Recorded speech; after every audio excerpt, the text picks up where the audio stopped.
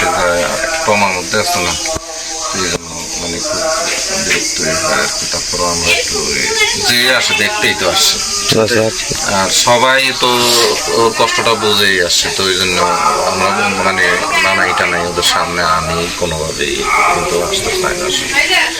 হাজার হাজার মানুষ ফেস করতে করতে তো এক ধরনের ইয়ে হয়ে গেছে।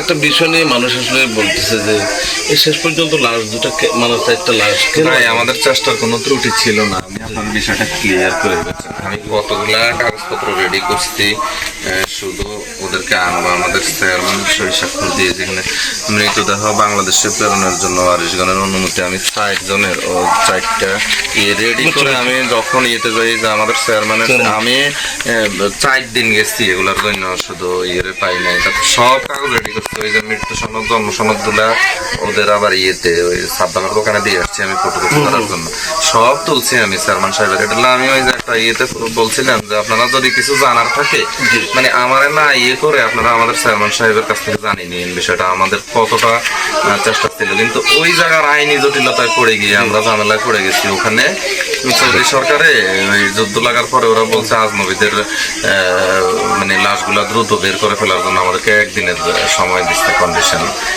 দিচ্ছে, ইয়ে করছে আর কি, বুঝছেন না। তো ওই একদিনে আমরা কি ডিসিশনটাই নিবার, ওরা বলছে মরুভূমিতে দাফন দিয়ে ফেলবে সেই এগুলা।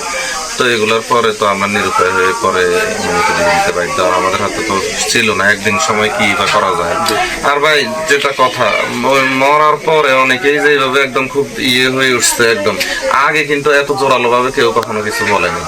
যে বলছে যে আনবে আসবে আসতেছে, বা আমরাও এইভাবেই জানছি, হয়তো বা আমরা প্রসেসিং এ যাবো, ধীরে সুস্থ হোক না বিষয়টা।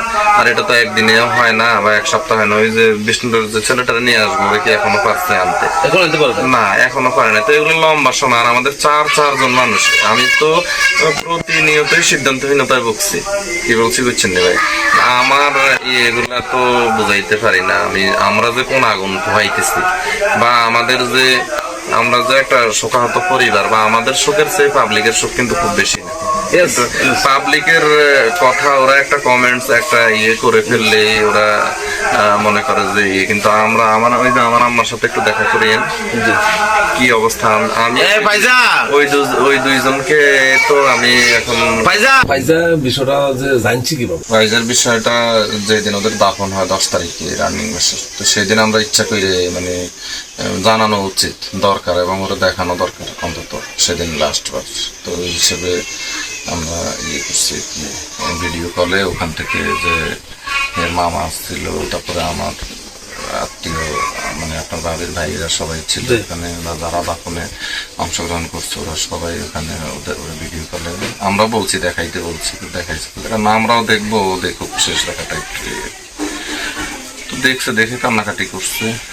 পর থেকে আসলে ছোট মানুষ তো মানে এরপর থেকে একদম স্বাভাবিক আছে, আলহামদুলিল্লাহ ভালো আসছে, আপনাদের দোয়া মানে অনেক বেশি ভালো আছে।